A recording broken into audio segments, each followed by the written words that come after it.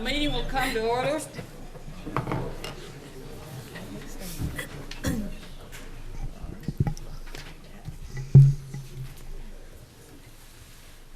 Notice is hereby given that the City Council of the City of Paris shall meet in regular session at 5:30 p.m. on Monday, September the 26th. The meeting will be held at City Council Chamber, 105 East Coffin Street in Paris, Texas. The matters due to be discussed and acted on upon are as follows. Opening agenda, calling the meeting to order.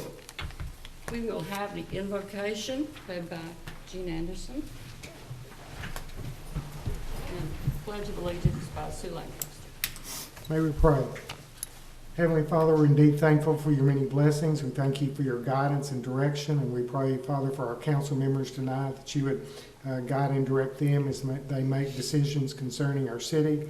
We thank you, Father, for those who are here in attendance and their interest in our government. And we just pray, Father, that all things that we do would be for the benefit of our city and our state and our country. We're asking in Jesus' name. Amen. I pledge Allegiance to the flag of the United States of America and to the republic for which it stands, one nation, under God, indivisible, with liberty and justice for all.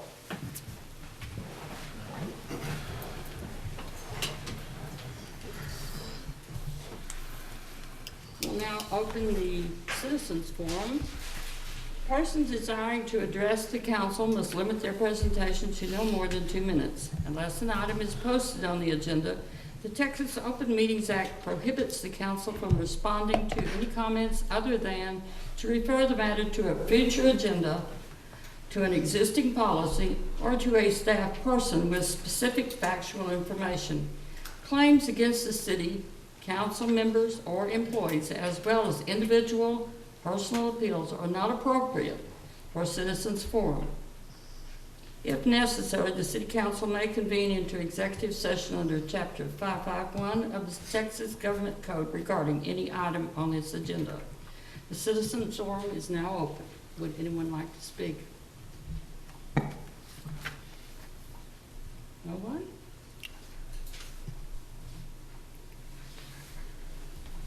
I'm closing the citizen forum. And we will move on to the consent agenda. Items on the consent agenda are approved by single action of the council, with such approval applicable to all items appearing on the council consent agenda. A council member may request any item to be removed from the consent agenda and consider it as a separate item. Is there anyone who wishes to remove? Do I have a motion to accept? Accept the consent agenda. Second it. All in favor? Aye. And that passes, and we move on to the regular agenda. Item 13, receive and discuss update from PEDC on the spec building located at 2305 Northwest Loop 286, formerly known as the Oliver Rubber Company. Ms. Harris? Thank you very much, Ms. Lancaster. My name is Michael Paris. I'm the Executive Director for the Paris Economic Development Council. I have to my right, Board Member John Brockman, and also to my left, I have Board Member Derek Hughes is with us today as well. I'm going to speak a little bit about what I wanted to discuss today, and then we'll probably have these gentlemen speak as well when that time comes. What we wanted to do was let you know that we have received bids on our proposed spec building on 2305 Northwest Loop 286. That bid came up to $738,380. We have evaluated the company. They seem to be doing some good work in this community and outside of this community. We also are looking at discussing this bid with you. We're also looking at discussing a construction contingency of $25,000 with this building, and also a bid bond of $10,880. We weren't sure if we needed a surety bond. Did y'all need to look into that alarm first? we weren't sure if we needed a surety bond, but it looks like with the other contracts that have been done with the city of Paris, we need to make sure that a surety bond was in place. And so we were looking at, got a bid on the contractor did get a bid on that surety bond of $10,880. I wanted you to know that we have included in your memorandum a cost for builder's risk insurance. We had estimated $2,040. We did find out through the contractor that put in this bid that the builder's risk was already included. So if you eliminate the builder's risk, you're looking at a total amount that we'd like to propose and discuss tonight, and maybe the possibility of coming to you at a later time for request of $774,260. So you're going to eliminate that builder's risk in that request as we look into this. The one thing we found out in talking to leaders in the community is that there seems to be some assumptions and perceptions about the spec building and what we were trying to do. First and foremost, the reason that we wanted to do this spec building was to recruit primary jobs to Paris, Texas.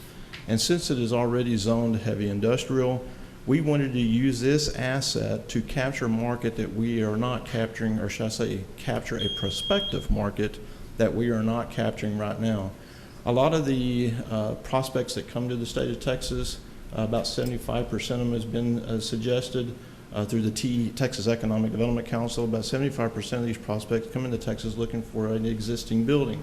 And I'm not saying we would compete for the full 75%. Sometimes there are conditions where they want to be an hour away from the airport or something of that nature. But we still are not capturing a prospective market that needs to be looking at us and looking at Paris, Texas. I contacted some of my practitioner colleagues in Mount Pleasant, Sulphur Springs, Sherman-Denison, who has some of these spec buildings, and even they are suggesting and have given me clear evidence that they are showing prospects their buildings. But we don't really have that capacity at this time. But in speaking with the community members and knowing that we really want to recruit primary jobs in this community, the two concerns that we are hearing with the leadership of this community is that if the building is built, what keeps us from leasing this to a local employer? Maybe there's a local employer that needs to lease it, who wants to lease it, and that's not really the true intention of building this spec building. The spec building, again, is for primary jobs. That being the case, and also too, Dr. Clifford, you brought up in a few meetings ago, having a little bit more oversight into the projects that we do, and you'll see in the next few pages a much more broader scope as to what the costs are related to the project. But what we wanted to do is make sure that City Council has full oversight and has full authority in deciding if that building is to be leased or not, especially if it's a good deal to be had, and especially if it's a short-term scenario where somebody can use it. But anyway, the other concern that we're hearing in the community, and it's really based on assumptions, is that leadership has implied to us that if we were to build a building, and let's say it's a little over $1 million, that in 3, maybe 5 years, the building could be sold for much less than that value. And we feel like that we can discuss today the prospect that City Council would have authority if that building is ever suggested to be sold. City Council would have authority on that. So even if the PEDC board changes, and let's say they don't have a stomach for this building, they spent so much and they wanted to release it at a much less amount, at least the City Council would offer a check and balance to this whole process so that there's plenty of oversight and plenty of people that are involved in the process. If you look on the next page of your packet that was given to you, another concern that we've heard in the community is the cost of the building itself.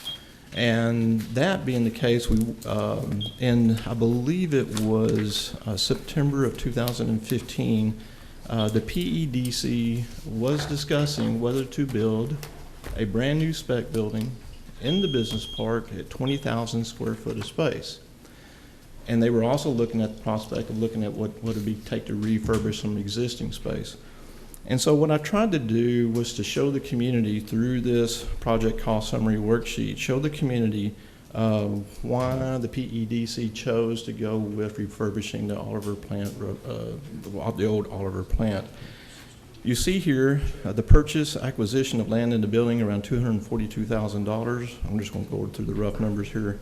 The site work, $35,000. Now, these two fees were approved in the budget amendments through the PEDC and the City Council. And then you see the new construction cost, and you have an asterisk next to that. You have a new construction construction contingency of $25,000. You see an asterisk next to that. And then you see the fees, the bids, the site prep cost, $5,059, the design supervision, $2,000, and also you see the bid bond at $10,880. And of course, we're just going to line through that $2,040 for the builder's risk. So when we eliminate that, you're looking at $1,058,712. At 38,000 square foot of space, you're looking at around $28. It rounds up to $28 a square foot. So you have not only an existing slab that we can add on to, which is a really good slab out there, but also too, your infrastructure is already there. I mean, you have the sewer, you have the water, you have the electricity, and of course, which is hard to see, you have a lot of rock that was used for that space that is still underneath some of that grass. That grass can be cut off quite easily. So if you recall, at Oliver Rubber, you had the entrance, a little bit of loop in front of the building. You can come in the access road off the loop, and you can enter the building that way. And then, of course, they had the dock doors right there on the front at one time and such as well. But there's all kinds of rock for the parking that they once had on the south end of that building, even where that middle building is located. So you have plenty of rock there, a lot of substructure for parking and drive space. If the new building was built, we wanted to show a cost relevant to that. And I hope you don't mind, but these are the rough numbers that we came up with. Let me discuss with you how we came up with this number using the bid cost that we had received. The bid we received was $738,000. The highest bid on the slab that we got, just being a conservative, was around $205,000. And so we subtracted that from the bid, and we estimated that the building cost itself is around $538,000. So if we took the slab at $205,000 divided by the 9,992 square feet, you're looking at around $20.59 per square foot. The shell itself, $538,000 divided by 38,000, you're looking at $14.03 per square foot. So if we back pencil this, or we pencil this out, you're looking at $20 a square foot times 20,000 square feet for a new building. You're looking at around $411,000. The shell itself, $14 a square foot at 20,000 square feet, around $280,000. So the building in and of itself would be around $692,000. Now, when you start looking at the other economic factors here that this current space already has, but that the business park does not have already, sewer to the slab, the 8-inch water to the slab, the power to the property, gravel on the drive and the parking, concrete dock in the parking, which is around 3,600 square feet. And then, of course, you have your metal building out there about 3,700 square feet. We estimated, and it is an estimate, about $175,000 for all that to be structured if we were to build out the business park. And then, of course, you have the 18 acres facing the Loop 286 frontage. We estimated about $100,000 for that 18 acres. The contingency we just pulled over. The bed barn we pulled over. Obviously, you can take out the builder's risk, but you're still looking at around a little over $1 million if you built 20,000 square foot of space. So that being the case, we're looking at around $50 a square foot. So you're almost getting to double the space for a little over half of what the cost would be. At $28 a square foot, $50 a square foot. Dr. Clifford, you had mentioned a while back about the overall cost for the building, the project itself, and looking at it much more comprehensively, which really wasn't presented to you that way in the very beginning. We wanted to make sure we included the itemized costs that were incurred with this building structure, so that you could see exactly what's being spent on the building, just besides the acquisition cost for the land as well as the $35,000 for the demolition. We wanted to see the costs that were involved as well. Advertising, getting the bids out and such of that nature. So that is what we wanted to present today. We felt like it was important to make sure this was in an open forum, that was an open discussion, and really get some feedback from you, not only as a full group, but also individually, maybe some things that we need to think about so that if there is a prospect for us to bring this back and get approval on this, we can somewhat tweak this that was amicable for both parties and how we move forward. I'd like to open it up for discussion and answer any questions if at all possible. I'd like to start at the end. Cleon? I had a couple of questions Yes, ma'am. that I'd like to maybe get some clarification on, and maybe, I've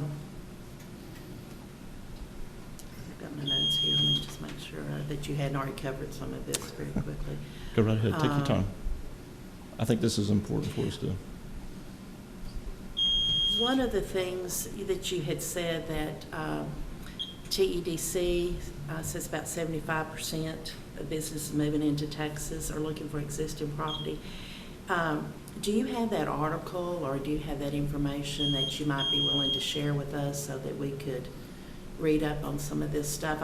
I went to the website, but I'm not a member, so I couldn't log on to. And honestly, see I'm where not sure there is an article. Okay. Carlton Schwab, who is the executive director, the president of the TEDC, is the one who's been stating this, and this is Okay. based on his experience.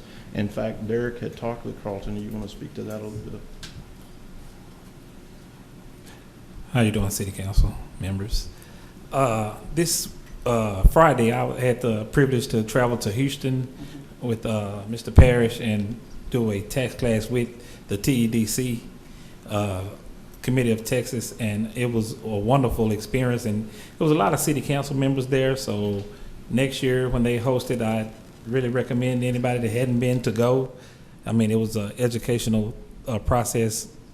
I mean, it was amazing, the information that was given. But one of my concerns with going there was actually being able to ask Carlton himself about a spec building and his decision or his beliefs about building one.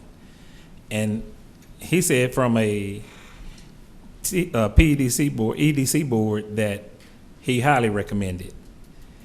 One of his concerns, a thing he told us to make sure though, is if you're building a 50-foot building, spec building, make sure you have room for growth.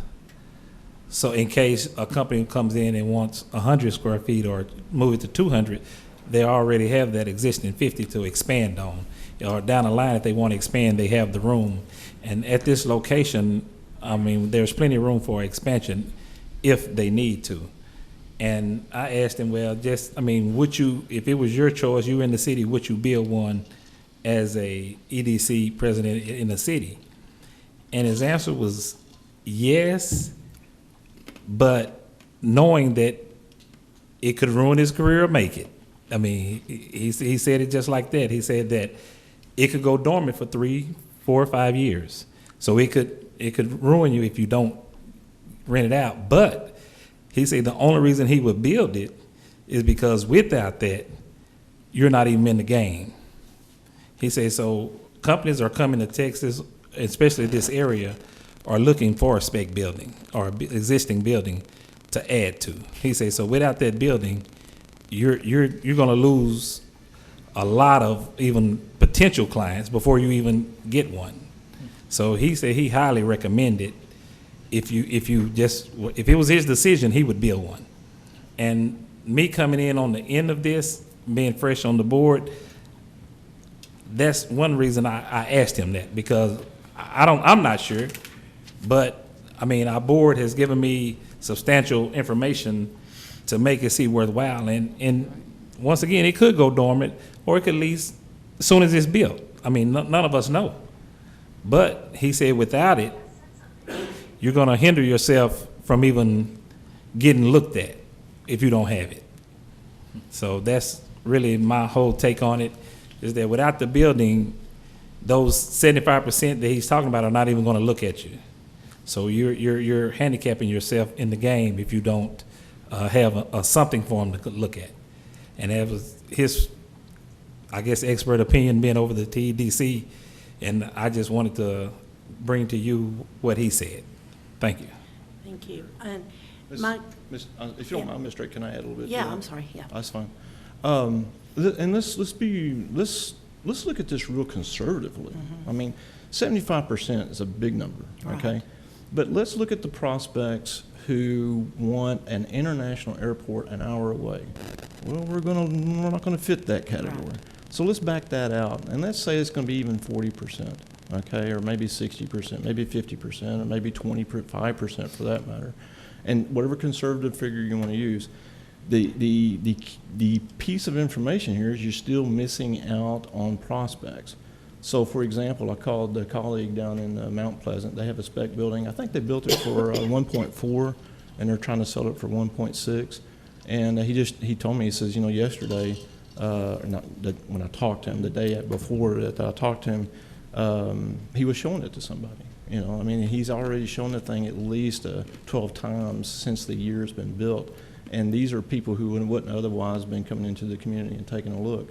Obviously, he's on I-30, different demographic and such, but even if you use a conservative figure, we're still missing out on prospects that we could be entertaining. And how long did you say theirs had been built? I think theirs has been about 18 months, a About year to 18 18 months. okay. And it is a concrete tilt-up, so it's a little bit different than ours. My question too was, who came up with this particular design of a building?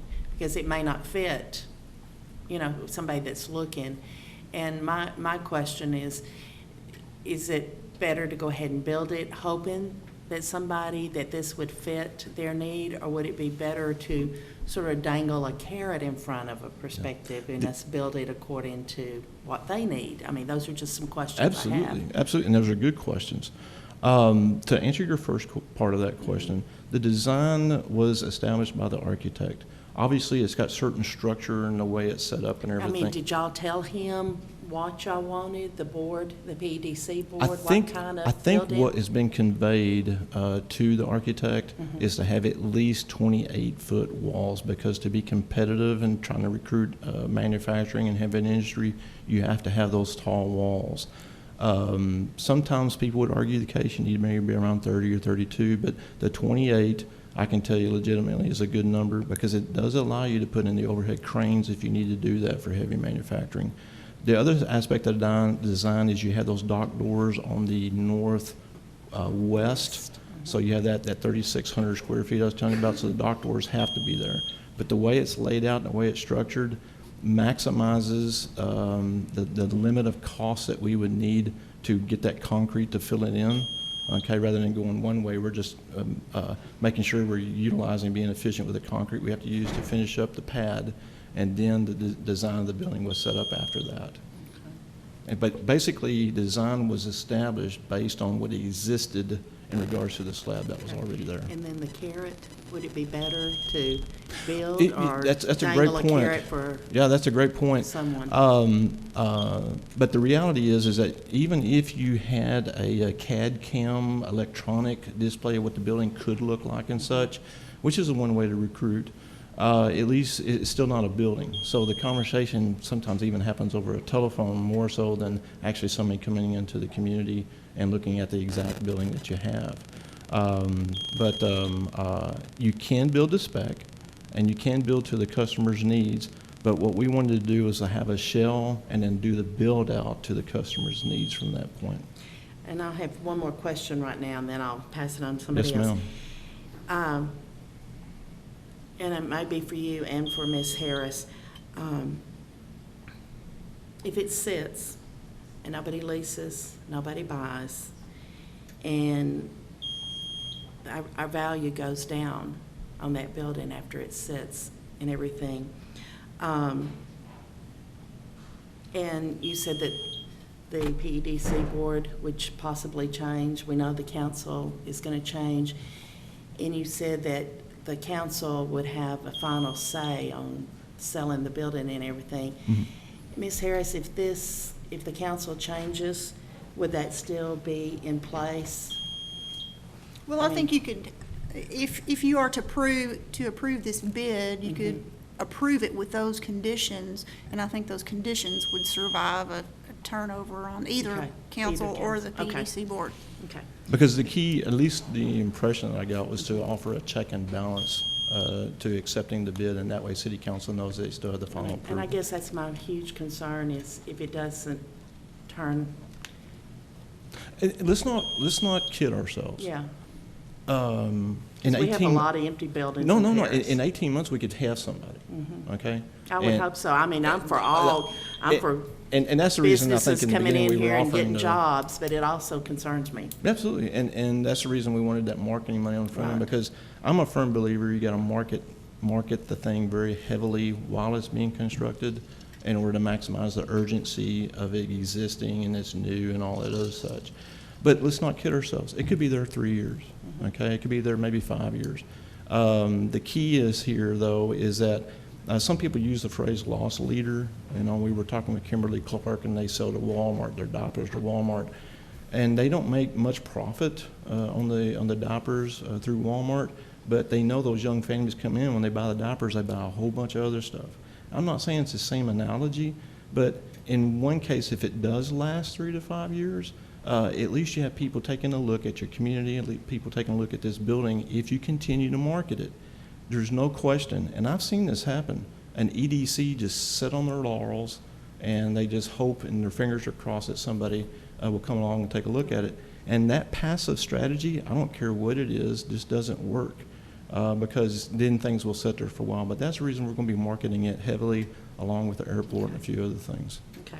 Absolutely. So let's not kid ourselves on I mean, you the know, curve. it's just You know, scary. it's a typical curve. It But could happen. you know, I hope Yeah. that we can bring businesses in, because I'm all for that. But Absolutely. we have to look at everything. But, Okay. but so to hear what you're saying, the conditions may be acceptable to you?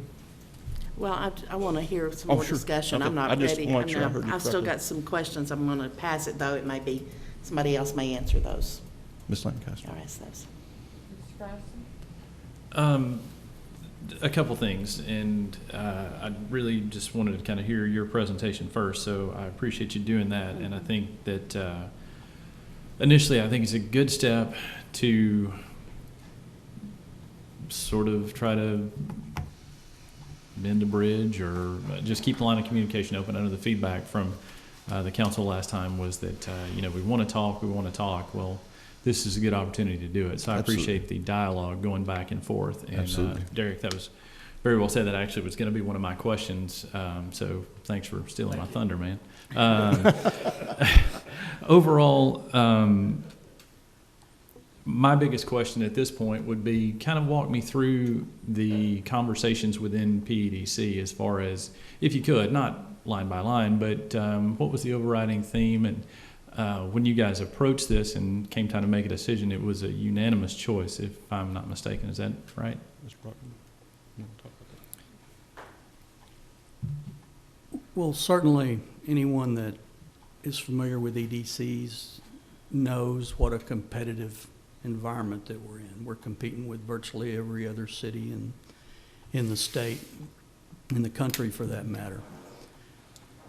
We had been talking about a spec building for a year or two, never felt like we had the right opportunity to do it, and when this land came available, we took the opportunity to buy that, knowing that the slab was there, and when you look at the value of that slab, it's worth as much as what we paid for the entire 18 acres. And what we realized that, if we could build a 38,000 square foot building for $28 a foot, we're going to be way below market on that building if it were to be built. So I don't think there's a big chance that we're going to lose money 5 years from now if we don't lease it, because we're going to be in there at less than what it would cost to build it, and it's going to be a brand new building. And back to what Mr. Drake said, I don't think there would be a lot of depreciation on the building. It's just be a shell there over a period of time. But I'm more optimistic, and I'm going to step out there and say, with all the companies in the country that are wanting to come to Texas, and they are wanting to come to Texas, that I feel like we will lease that building, we'll sell it, we'll have some kind of an incentive program with it in a lot shorter time frame than 3 to 5 years. I know Michael has done a great job in networking, meeting people around the state, and he's going to do his best to get that thing moved. But I know one thing, if we don't have it, then what Derek said is true. We're going to miss out on 40, 50% of the people that want an existing building. This property is zoned heavy industrial. There's not a building in Paris that's in a heavy industrial zoned area. We don't have one. And the other buildings that we have don't have 28-foot walls. They're not modern. They're not up to specs of what an industrial company is looking for. So we're going to have a brand-new building that's below market, that is going to be attractive. It's on the loop. We've got room for expansion. We've got 18 acres there. And we don't have to let all the 18 acres go. Maybe 10 acres we can keep for the next project. But there's so many good things about this project that the board has considered all these things. I mean, we didn't do this lightly. We looked at it in a way that would protect the taxpayers' money in the best way that we could, and we've done that. And we just can't go out here in the industrial park and recreate this building for less than $50 a foot. And we've got a spot on the loop for $28 a foot for 38,000 feet. So I think that we'll be successful in Yeah. doing this thing. That's what I think. And then to kind of follow up on Ms. Drake's point, you know, it's kind of difficult leap, but take me back to these conversations that you had either with the TEDC or just internally with the board itself. Rather than sit on cash, for lack of a better term, this is a better opportunity than to build a facility is a better opportunity than just to offer cash incentives to Well, it. it's a good use of our cash. That's what I'm, And it's an investment, because we're going to be in this thing less than what it's worth. And it's a tool. It's another tool in our toolbox that we can use that other EDCs have that we don't. yeah. And I think this is a way for us to have it at a cheaper cost than other EDCs, and it'll be brand new, and it'll be up to specification. Okay. Wait, can I add a little bit to that? Sure.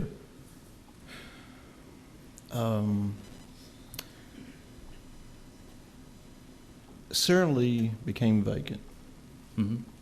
and you filled it. If I recall, the space at Results was vacant, Mm-hmm. and you filled it.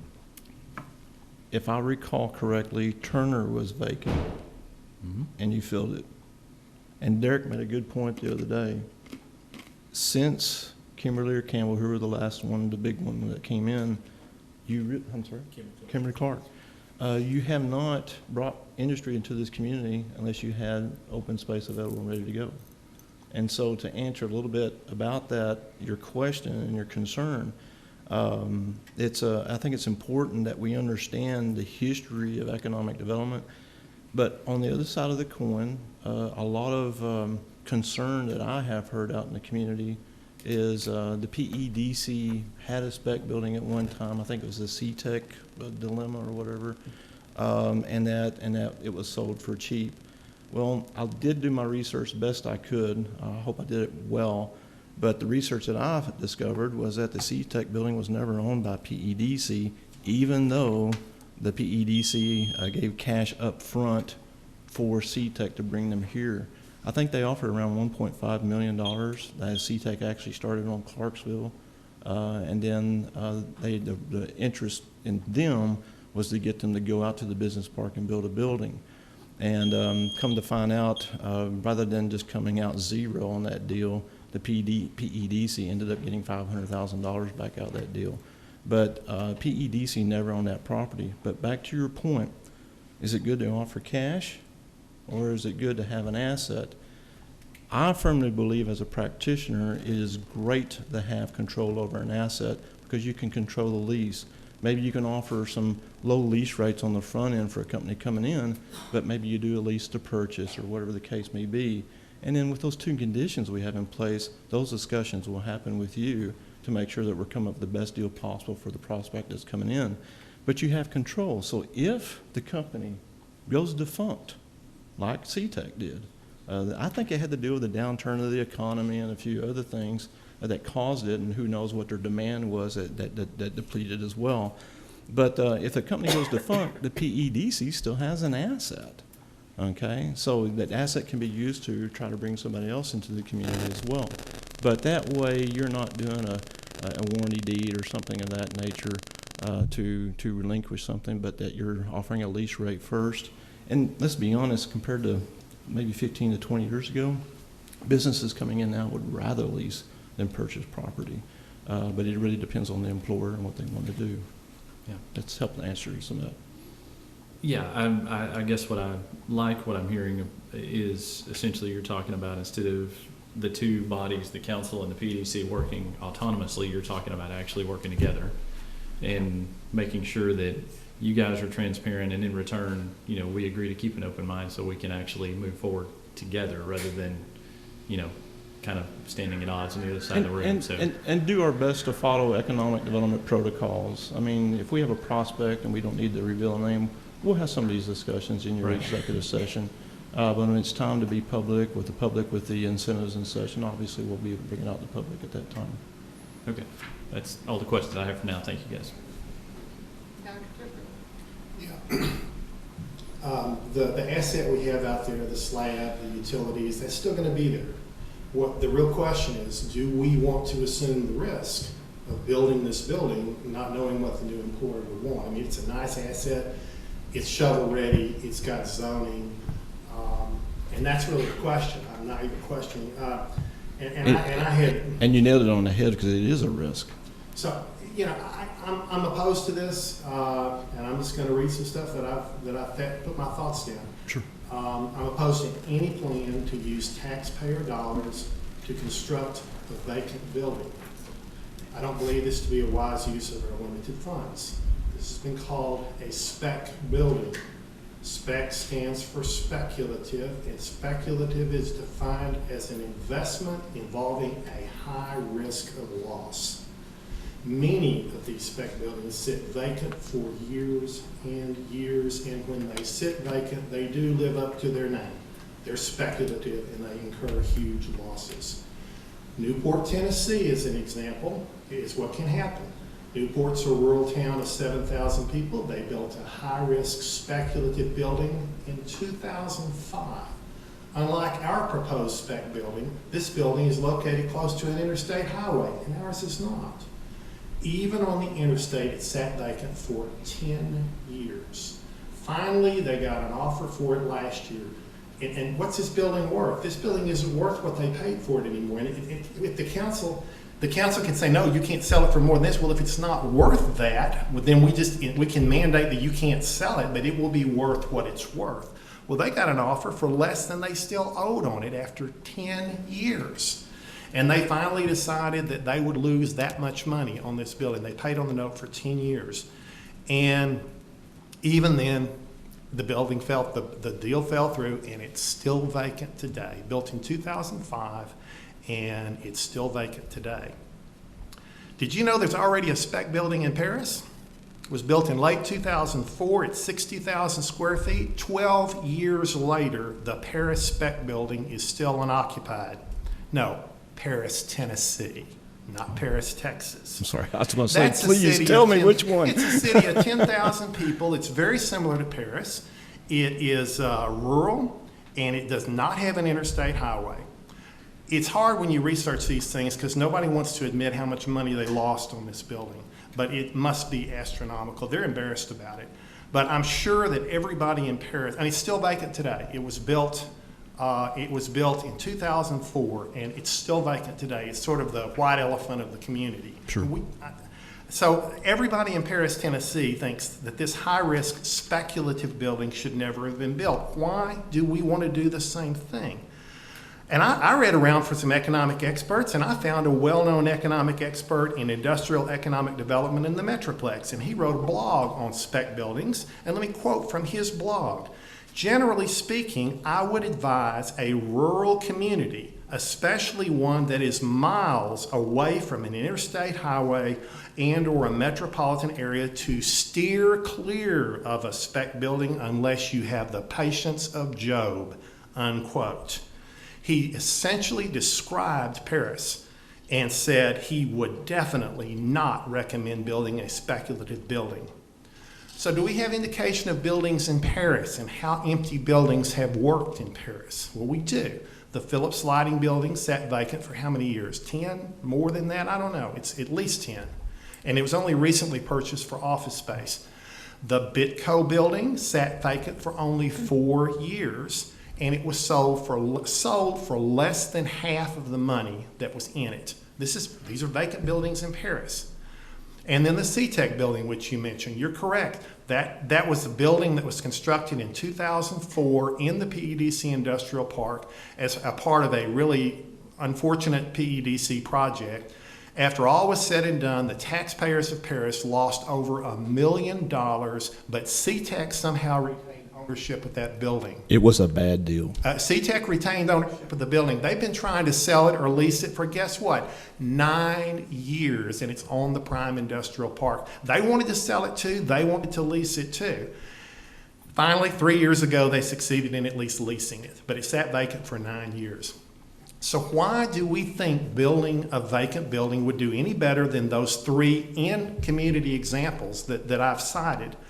And it may be true that 75% of companies first look for vacant buildings. Of course they look for vacant buildings. Buildings that have been sitting vacant are frequently sold at a huge discount. I'd be looking for a bargain too, but do we want to be the provider of the bargain? So the question you got to ask is, do we really want to build a vacant building, wait several years until we've taken losses of perhaps hundreds of thousands of dollars in the value of this building, and then sell it at a huge discount just so we can get rid of it? And the losses are at the taxpayer's expense, not, the PEDC doesn't make money, the taxpayers give it to them. And I don't know of a single person or a company that would take his money and build this building, because they wouldn't be able to risk his money on that. So why do we want to risk tax dollars on this building? So I just think if we allow this project to move forward, it's going to go down in history as one of the biggest mistakes in the history of the PDC. It's going to be right up there with CTEC and Bitco, which together cost the community over $2 million. So for all these reasons, I'm strongly opposing spending PEDC's taxpayer dollars to build a vacant, high-risk, speculative, let's call it what it is, speculative building. We already have a shovel-ready business site available for companies that are considering moving here. We shouldn't risk the public's dollars on building a building on top of that and us assume all of that risk. And that's my opinion. Well, I did write down, you don't have the patience of Job, right? Okay. That was the quote. Patience of Job. I hear exactly what you're saying. And when you look at the immediateness of the book value of this building, I can see your statement very clearly. And I'm not here to sway you, okay? But let me answer a few things in context of what we're trying to do. This is high risk, okay? But it is a calculated risk. And let me tell you what I mean by that, or at least from our perspective. Let me tell you what I mean by that. I used to work for a company in which we recruited physicians. And there were times when hospitals would go and they may have competitors in the community where the other hospitals had cardiologists or they had other clinicians that did certain specialties and such. But the hospital knew that it was a high risk to try to bring another physician in because they needed to offer those services. And that hospital would bring in a physician, even though you already had a very competitive market for, let's say, cardiologists, for example. And they would bring in that physician, and they would lose money on that physician for the first 3 years. The CEO would tell me flat out, I'm not going to make money off this first 3 years, but I am going to compete, and over a longer period of time, I will start seeing the revenue from this. But this community is based on its ability to have grit, this ability to take on risk, and I truly understand Bitco, the Phillips building, and what you have lost. But just like we stated a few minutes ago, you've also won on some of the activity as well.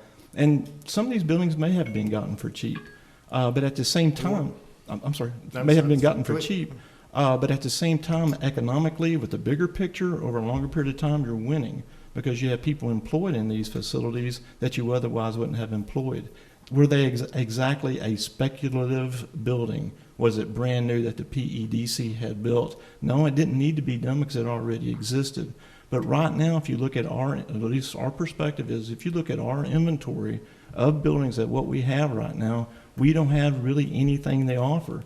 So if I sell that Paris is a great community, it's family friendly, we have grit, we have tenacity, we have a great workforce, how am I different from other communities? Okay, and I do understand what you talked about. I believe the one example was from Tennessee and also another Paris community as well. But in your research, did you find the spec buildings that actually were successful? Yeah, there's a few of them out there, and they always, when you do a lot of research on this, you find that they announce it with a fanfare when they're going to build it, because it's a field of dreams. If you build it, they will come, and everybody's happy, and then you don't hear about it anymore. You got to dig and dig and dig, and then you finally realize it's either still on the market or somehow or another it was sold at a 50% or greater discount. There's very few, but the ones that are successful are typically on the interstate. They're at the intersections of interstates, and it's very difficult for a community like Paris to attract stuff. We don't have an interstate, but that puts it even at a higher risk category than it is in Mount Pleasant. And it's high risk at Mount Pleasant. We would be even higher risk than them. Well, I'm here to say that I've been championing to Paris as being in the middle of two interstates, especially with the possible 4-lane access we're going to have between I-30 and I-40.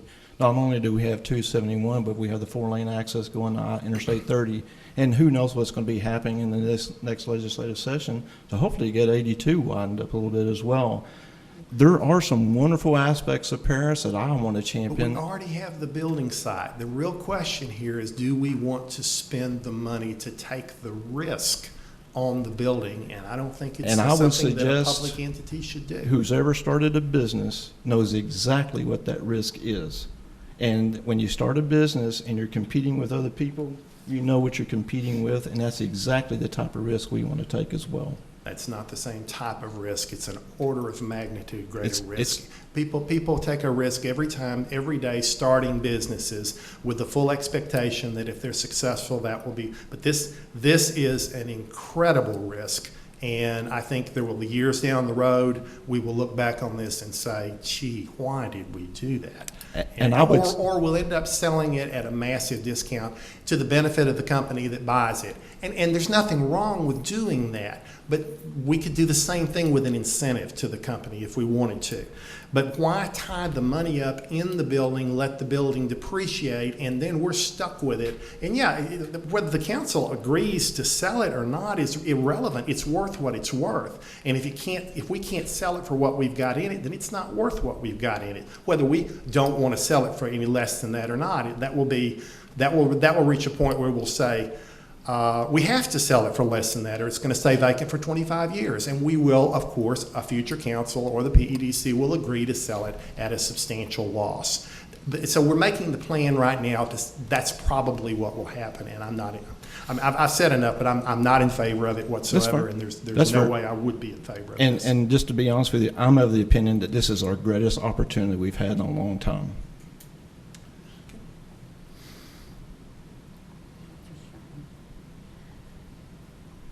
Mr. Trinata? Okay, Mr. Paris, I don't know if it's just on the same subject. What about the Paris Industrial Park? It was my belief that when we got this out there, it's a great place. It's like to build a nice building, to bring a company in. Why do we go out here and build this one, or try to build this one? Mainly because, and I think you brought that up at one of our PEDC meetings as well. Again, back to the cost per square foot. This just happened to be available to us. The slab already existed, the infrastructure around the building already existed, and we already had the rock around the building as well. So there's a lot of aspects that would be incurred in cost that we would have to do at the business park. To answer your question in a different way, what about building out the business park? I think we need to continue marketing that. I don't know how heavily it's been marketed in the past, but I do know that it's something that's very high on my list that we do need to market and bring people in to take a look at. For example, we've seen the marketing in magazines, social media, or whatever the case may be. What I would like to do is work with the folks out at Cox Airfield, find somebody that has a good plane, and I would like to fly in some of these consultants from the Dallas-Fort Worth area to not only come in and look at Cox, but come in and look at the business park and come in and look at the building as well. Because when you take these guys out to lunch or these women out to lunch and then you show them these spaces around the Paris area that's available, it makes it much more relationship oriented. It makes it more marketing relationship in order to do that. But to answer your question specifically, it was based on my understanding and looking at the minutes of the PEDC, it was based on cost. And then because the business park is very attractive, but it was going to be a little bit more expensive since this was available to us. If the pad at Oliver Rubber was not available, then who knows what it could have been built out to the business park. At least that's my understanding thus far. I hope I answered your question. You did. And just another question. Okay, you're talking about you have gravel and whatever out there Yes, for the yes, roads. sir. Yes, sir. If these roads need paving and worked on, well, who's going to pay for that? Oliver, at least our point of view is they do not need to be paved. Oliver Rubber, when it was in full production, was using the gravel roads, and there's probably going to be some cosmetic stuff and maybe a little bit of enhancement with the gravel. But our point is that if the company wants to come in and they want pavement or they want asphalt or something like that, we'll probably deal with that at that time. But we want to at least have that aspect of it available to the consumer or who wants to purchase it. But what exists out there now is you have that little loop in front of the building that's available that was used. Even the dock area still has a pad right there with the gravel leading to it. And then, in fact, if you come to the PEDC office, you'll see an aerial of the Oliver back in its heyday, and you'll see all the rock going all the way back to that metal building on the southern end of that plot right there. So there was a lot of parking space at one time for the people who are out there. Unfortunately, some of it's, obviously, most of it's covered in grass right now. A little bit of Roundup ought to kind of fix that, and maybe a good mower as well. Okay, just want to, by any chance, are you talking to anybody about this? Any company or? No, sir, I haven't been talking. I mean, I've been letting people know that we're entertaining it, and especially when I have a prospect, I'm going to let them know we're entertaining it, but I really haven't conveyed anything serious until we know exactly what City Council wants to do with Okay, this. thank you. Yes, sir. Mr. Jenkins? Yeah, I just have one question. Even though it's good points coming from both sides, on the heavy industrial part, is that the only place we have right now? Is the business park? That's the considered? only place in which we have an existing pad that's already there. But there's that one piece of heavy industrial, if I remember the map right, that's right next to that business park. It really doesn't cover all of the business park. But at the same time, I believe there's some heavy industry around Turner, because that's heavy industry as well. So there's that zoning of heavy industry around Turner as well. Those are the two that's in my memory right now that's available. But obviously Turner is covered. I mean, Turner property. Anybody else have anything to say?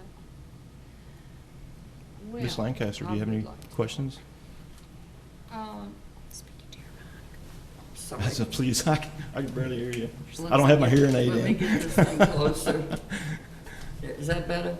Thank you. Good. As far as this spec building is concerned, I'm not for it. I'm going to tell you I'm not. Sure. And I'm going to give you the reasons that I'm not for it. One, we have a town that needs a lot more help. If we want businesses to come to Paris, we're going to have to improve our infrastructure tremendously. We do have empty buildings around town that can be utilized, definitely shown as the lighting company on Clarksville, which is going to be as far as I can tell, just an absolute boon to the city. Well, other buildings could be too. We're to the state that we have downtown area and out from downtown area. Our buildings are in such bad condition, the roofs are falling in. I find it very hard to believe that we're going to have people want to bring their employees to neighborhoods where houses are falling down, downtown buildings are falling in. Water is still rust-colored in some areas. We have so many places we need to put that money that will bring, if we can bring our city up. I've always thought Paris had such possibilities. Absolutely. And I've been here 21 years, and I've seen those possibilities get slighter and slighter, and we're getting in worse and worse condition. A lot of proactive thinking and work needs to be done.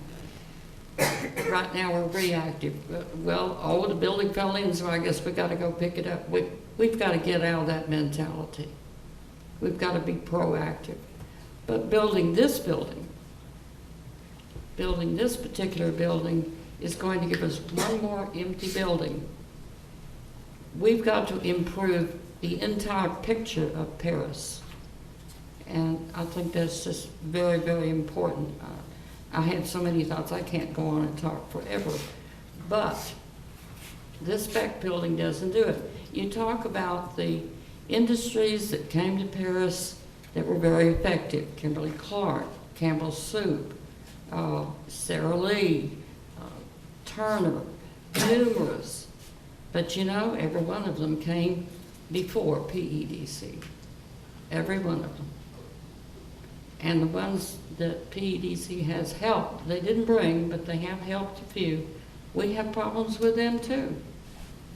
So I think we need an entirely new look at this whole situation in Paris.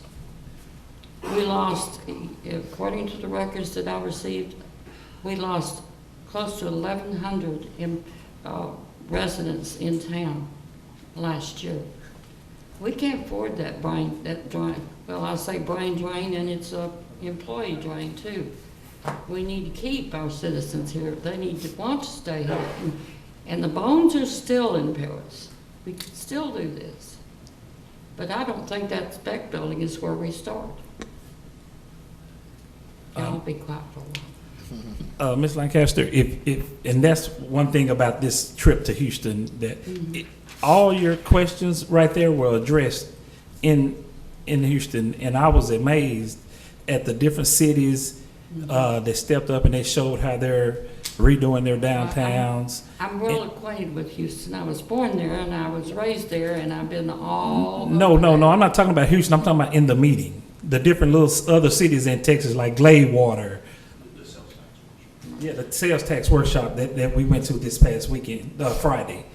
And that was a lot of it. But the things that you're saying, this PEDC board can't do those things. The money can't be. I understand that some I'm of saying, your money is limited. I understand that. What I'm saying, but hold on now. It can be, because there are different types of EDCs.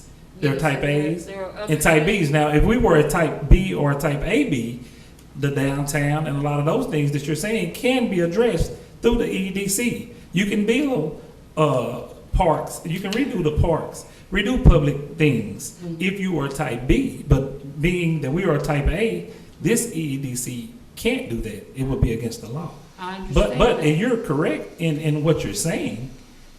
But at the same time, that scenario doesn't apply to why not build a spec building. I mean, because the downtown a building's wrong downtown, that doesn't mean we still don't need heavy industry out on the loop. It doesn't mean we don't need heavy industry. We do need streets, and part of that money that is allocated toward PEDC can be used for streets. I have a municipal attorney that I've hired that's let us know there's considerable amount of things that we can do with our EDCs that are not currently being done. Yes, but you would probably have to change to a B to No. do some of You would it, not have to change or a a thing. B. You would not have to change a thing. And I'm understand, I mean, that's, what I'm saying is, we have a EDC board that you guys selected. Well, I mean, hold on, man, let me finish. I'm sorry, I don't mean to interrupt, but Okay, so, I mean, right now, whoever decided to do this spec building, and I mean, what they've looked at and what I've been shown is none of us, no one in this room know if it's gonna go vacant 1 day or 10 years. Nobody knows. Nobody can say it's gonna be a disaster, and nobody can say it's gonna be a success. So, what, actually, as a board, we decided, well, somebody decided to buy it. Now, we're deciding to do the best thing with it from expert experience. From I've asked someone, and I've asked several people there. And if you don't do it, then, I mean, I can't say, well, y'all were wrong, because I don't know that. But if we do it, you can't say that we were wrong. I mean, is it a risk, a high risk, like Dr. Clifford said? Of course it is. right. But as far as business in Paris is 100%, no industry has came here in an empty building. Even Dr. Hoshman himself, he bought an existing building. When he went to buy a hospital, he bought an existing hospital. And even if you sell it for a lower price, if you bring 100 jobs to the community, how long would it take you to sustain Well, that? but we have some other things that have sort of come to town that didn't go No anywhere. industry. Uh-oh, well, I'm saying to get are you in gonna an empty building. are you going to consider a hospital really an industry? No, I'm just saying buying, Because we have buying a one sitting building out or on this not. loop over here that has, several pieces of metal, and that's it. So, I mean, we've got lots of our citizens that have invested in that property, and it seems to be going nowhere. And once again, the EDC now, I mean, I'm not saying there hadn't been bad. I mean, you're blaming or trying to hinder this EDC from doing something or trying something when that'd be like me or us coming and saying, hey, the city council 2 years ago made some bad decisions. Okay, So well- y'all can't do that. No, not, well, history, if you don't learn from history, then you're pretty foolish. But you have new If you go people. back to 1993 and you come forward, you're going to be looking at $50,000 that we don't have any industry for. I understand. Someone may have So made a that's- mistake. I'm I'm sorry, not that's- saying somebody didn't even steal That's enough or whatever history you're that saying. gets my attention that says I'm going to be very, very careful about spending any money like a spec building when I know we need so much more. And you're right, this community doesn't need a lot more. Just recently, you had some ordinances that came about, which you were trying to make sure that it was revised, and they were well needed, and you turned them down.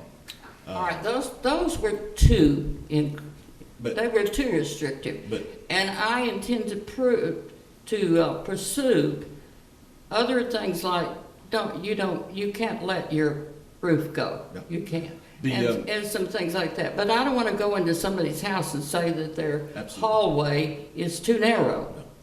That's just too much trampling on personal rights. But my point is that if we were to bring a CEO into this community, whatever exists on the books right now, is Paris a community in which you bring in this CEO and be very proud of this community? And I'm getting a feeling that you're not sure it's the best community that could be brought to somebody's attention. I think Paris is a wonderful I do too. community, and I cry to see how much it has changed in the 20 years I've been here. And I have every document that you've got in your documents, and I've read extensively how that money was spent, and I'm appalled. And I've read a lot of those documents as well. I probably haven't read as many as you have. I spent months at it. But I can tell you there's been some successes at PEDC. All right, name, please. Skinner, Turner. Skinner is, no, I'm sorry, you cannot call Skinner one of your you have helped them once they came, but they came on their own, and they've had a hard time, and I'm pushing for them. I hope they're gonna make it. Results. They're not a good company. They are a good company trying hard, but they're having very poor results. Based on what? What is that based on? That's based on You're what throwing I, every business in this hold community it, under the I'm bus. not, I wasn't even speaking to you right now, I Well, I'm was speaking to speaking to Ms. you. Let her Well, speak. why She's a don't you lady, wait your okay? turn, Okay, so. like everybody else did. But let's be professionals and adults. Ms. Lancaster, your concern that you just highlighted is that you are against this because We you could feel like spend our money better. you could spend our money better, but your point earlier was that there are things in this community that need to be done first before we look at. No, I didn't say first along with, I think we need not one of these $500,000 plans that gets put on the shelf, which we've got tons of them. But my point is this: our forefathers of Paris created the PEDC back They in. made, I'm sorry, in my opinion, in 1993, when they decided the citizens could handle this, they made a mistake. And I've looked at reams and reams and boxes of those mistakes. But at this time, it is what it is, and the PEDC does If- exist. If you don't learn from your mistakes, then you're very foolish. And all I'm suggesting is, technically, the city council has its wheelhouse. Mhm. The PEDC has its wheelhouse. We are a type A organization. There's only certain things that we can do. Yes, but it all boils down to, it's taxpayer money. Absolutely it is. Absolutely taxpayer money. Absolutely. And that's why we're trying to be wise. That's why we're trying to be diligent. That's the reason we've calculated our risk. But And I'm that's the sorry, reason but I that we're disagree here with today the to have a. priority of that money for the spec building. That's my opinion. Absolutely. I just want to state our stance as well as the PEDC. But that's our wheelhouse. And so what you have appointed are business people on our board Which to we help. have made mistakes in the past. I mean, you can't say we haven't made mistakes in the Ms. past. Lancaster, on I've any made a board. ton of mistakes, and we've all made a lot of mistakes. And we've made mistakes Yes. here too. But we have to continue, and if we're not proactive in how we market Paris and just sit on our hands, Well, I'm not asking to sit on my hands. I'm asking for a real plan. and the board that you've appointed has come up with a real plan. Well, they plan on an empty building built for a company we don't know what they're gonna build, what they're gonna need, what size it needs to be. And we've made a lot of decisions, and we've totally ignored But on the other side of the we coin, totally ignored what we had out there to develop. We didn't put any thought into development. We run out there and buy another piece of property. and on the other side of the coin, there could be somebody who's looking exactly for this space and it hasn't been Well, there built yet. could be a lot of things. But I'm just sharing that's, Disneyland might that's your come side of in the coin, and this come is here our too. side of the I've heard coin. that. But it is a coin toss. Yeah, I mean, I've heard, I can't tell you how many times Disneyland's coming to Paris. I'm sorry, we're not, I mean, I wasn't prepared for Disneyland, so You've never heard of Disneyland coming to Paris? I've heard of the rumors, yes. Yes, and that's the point. So, but we're not here to talk about Disneyland. This is the spec building. I guess my next step, if it's okay with you, Ms. Lancaster, I would like to know from City Council if there are some. I always say there's some strong stances against it, and there's a little bit of people still deciding, at least what I can see. Is there anything that the City Council would like for us to do to the conditions, maybe to how we set this up, that would be somewhat presentable for a good up or down vote? For me, I would have to know somebody was coming. I'm gonna need that. I don't need a pie in the sky, maybe they're coming, maybe we're going to build what they need. I don't dispute it's a nice piece of land, but, Well, obviously, we can't promise that, but we can tell you that we'll heavily market it. well, I'm just one of those people that likes that. I'm not from Missouri, I'm not a show me, I'm a born Texan. Sure. I'm a Yeah. Texan too, and I like taking risk. And, Mr. Paris, is there some kind of statistics here in Texas that shows spec buildings that have been built by EDCs and the turnover of getting people into them and not getting into them? Is there some kind of statistics that we can, that we can go out here and see and find? I will gladly look. And the thing that I obviously did a lot of reading on this, and I found a few people that would say the average length of time a spec building sits on the market, and that's including the ones on the interstate in areas that are highly likely to rent out. The average one sits vacant for at least 5 years. And I have no reason to think we would be in the upper half of the ones. I think statistically, we could expect this to sit vacant for a lot longer than that. But again, we don't know. Nobody knows. Yeah, we don't have a magic wand, unfortunately. Yeah, Well, we wanna- and I'm going to say that Dr. Clifford's probably pretty accurate on that.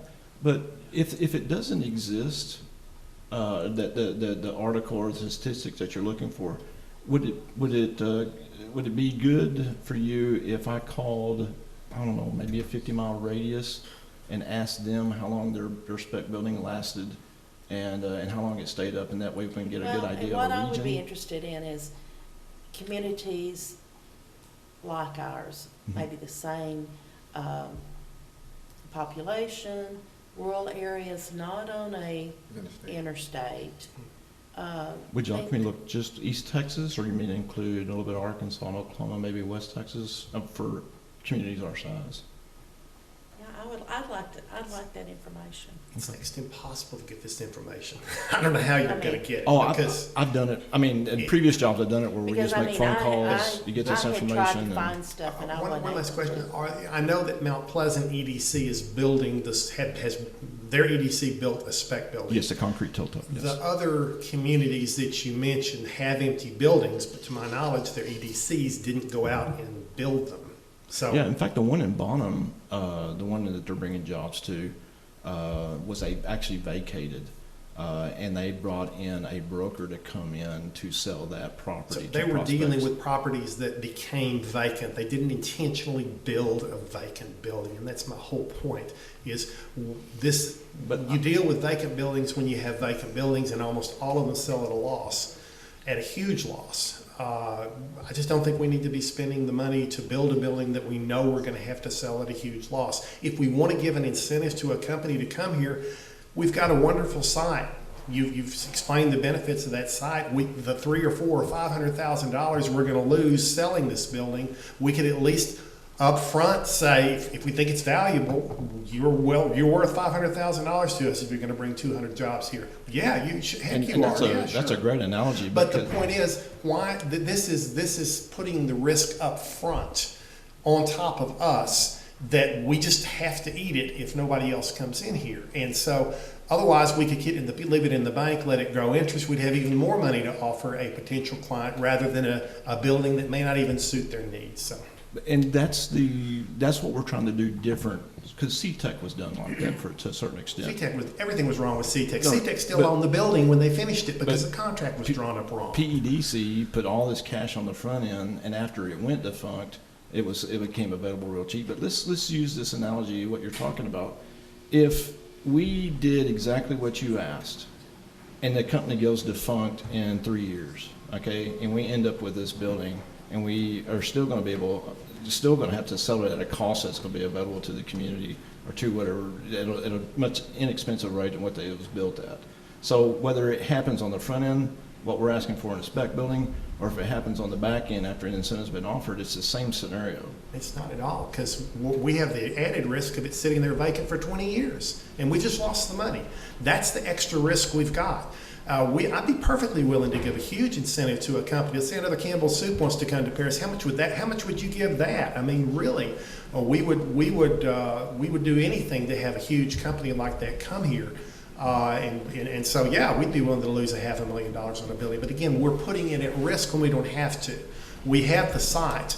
We can give them the incentive when they come here. You know, we don't have a building, but boy, we got a heck of an incentive for you guys because we didn't waste our money on an empty building. So we're going to give you this cash if you'll come here. I mean, that's another way to look at it. True. But And the that's question is, do we want to spend the money, sink it into the building that may or may not be successful, and we may be sitting on this for years and years, and we don't know.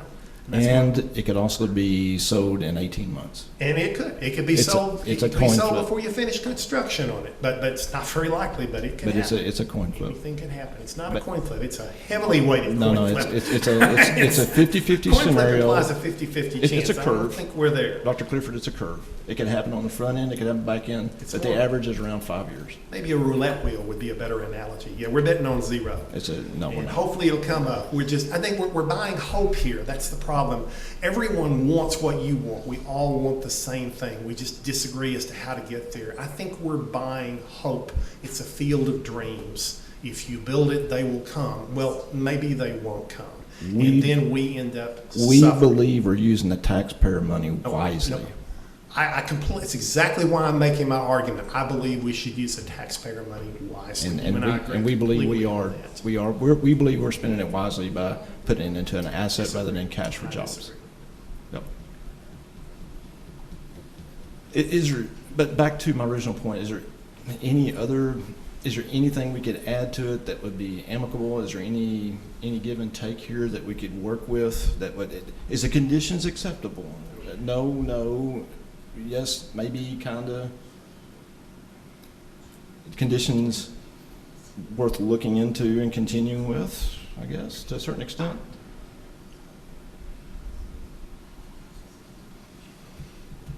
All right, then. Well, Thank you, Mr. Pierce.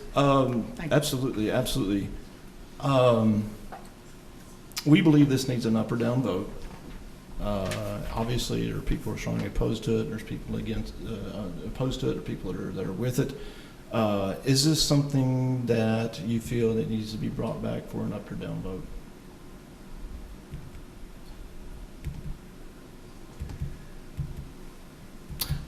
We're probably going to bring this up for an up or down vote. We're going to keep the conditions, and we're going to eliminate the builder's risk, and come to you with a much more precise cost ratio to work with. As you know, contingencies are part of any construction project. Most contingent fees are around 10%. We didn't feel like we needed 10%. We're trying to be frugal with that, make sure we have at least a little bit of contingency in case something were to happen. With a builder's bond, the bid bond, at least that's going to be covered. That eliminates some of the risk, at least the building portion of it. And then we can come back to city council and get an up or down vote, if that sounds fair for city council. All right, then. Thank you. Absolutely. Thank you, guys. Appreciate it.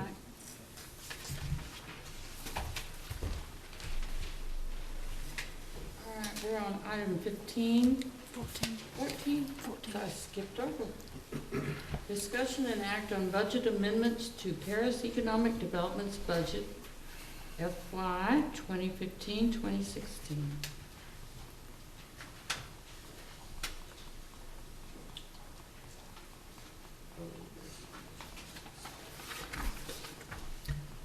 Mr. Parrish, are you going to address the budget amendments for PEDC tonight?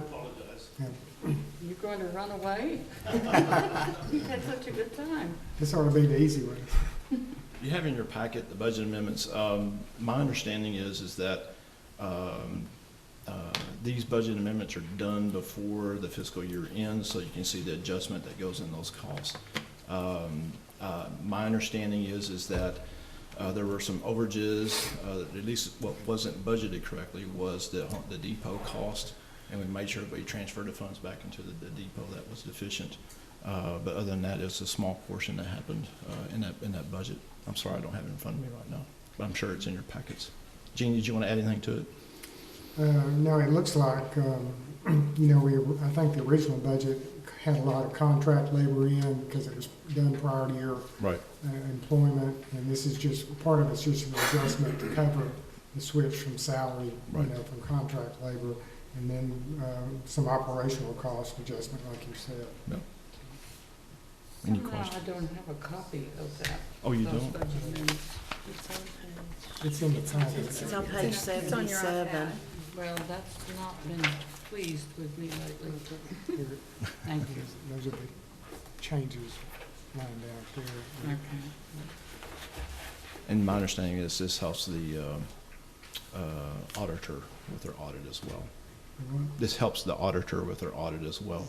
Oh, yeah, I mean, you should have it appropriately budgeted before the fiscal year end, you know, because the auditor will have to note that if it's not done in your audit report. Is there any discussion on these amendments? Anybody wish to speak about it? Do we wish to accept? Do I have someone who will accept or make a motion to deny?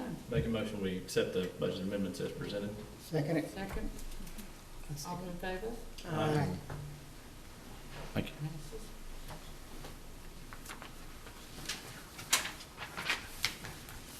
All right, now we're on 15. First reading, discussion, and vote on deliverance on an ordinance of the City Council of the City of Paris, Texas, granted to Encore Electric Delivery Company, LLC, its successors, and assigns an electric delivery franchise for the non-exclusive right to use and occupy public rights-of-ways within the City of Paris for the construction and operation of an electric transmission and distribution system, prescribing conditions governing the use of the public rights-of-ways, providing for compensation thereof, providing for an effective date and a term of said franchise, providing for written acceptance of this franchise, providing for the repeal of all existing franchise ordinances to Encore Electric Delivery Company, LLC, its predecessors and assigns, and finding that the meeting at which this franchise is passed is open to the public and providing for severability. Okay, council members, as you know, the Encore franchise agreement expired June the 30th of this year. Y'all have approved 2 extensions for that. And in the meantime, we have negotiated a new franchise agreement with them.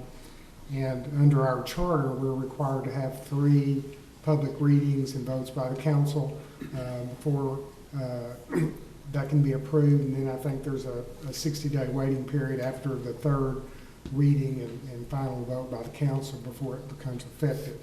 And so what we're asking you to do here tonight is, this is the first reading, and asking for y'all to vote to approve it as it's been presented.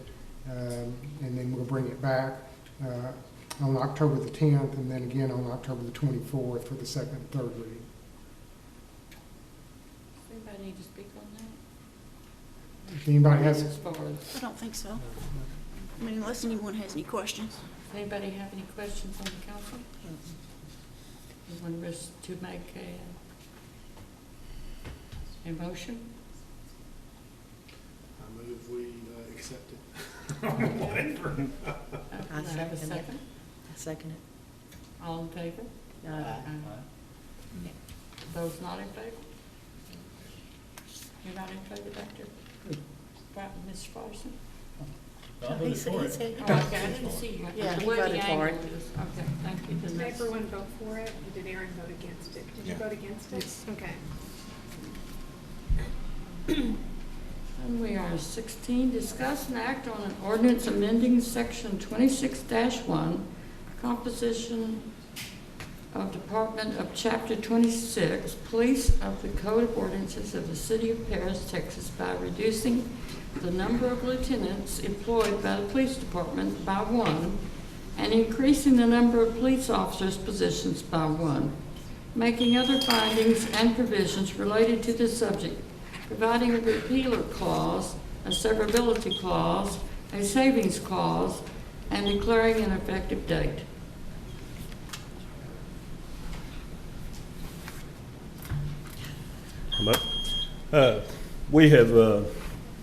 We've got too many chiefs, not enough Indians. And what this is for is that when we, Captain Steed retired here a while back, and we promoted Joey Nelms to captain, and that left us a lieutenant position open. And that lieutenant position doesn't really need to be filled, and so we're asking just change that from a lieutenant to an officer. Anyone wish to ask any questions? Want to make a motion to Make accept a that? motion, excuse me, I make a motion we Oh, wait a accept. minute. I had accept somebody. it. Billy, did you? Oh, you second, okay.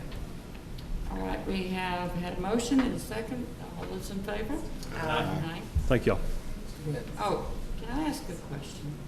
It's not on the agenda. It's not on the I'm gonna agenda. ask it anyway. How's the dog doing? That seems harmless. He's wonderful. All right. He's doing quite well. Did it occur? Are y'all gonna wear this dog out? Well, we're gonna try to pace it, but yeah, Yeah, yeah, I put in, we need 3 or 4 more. that's fine with me. We'll go with it. Thank you. All right, we are on 17, consider and approve future events for city council and city staff pursuant to resolution number 2004-81. Anyone have any? Well, I just know we have a lot of activities that are gonna be in the month of October. Oh, we are. I Lot of don't fun know. ones. It might be an occasion where there's more than our quorum that might be at some of these functions, so, It's true.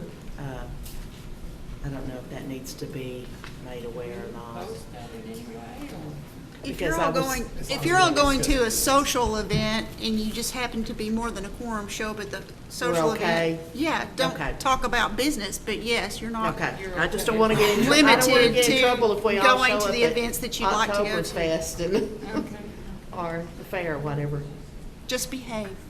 Oh, no, you Always. take all the fun out of everything. Always. And we were at 18. Do I have someone who will? So moved.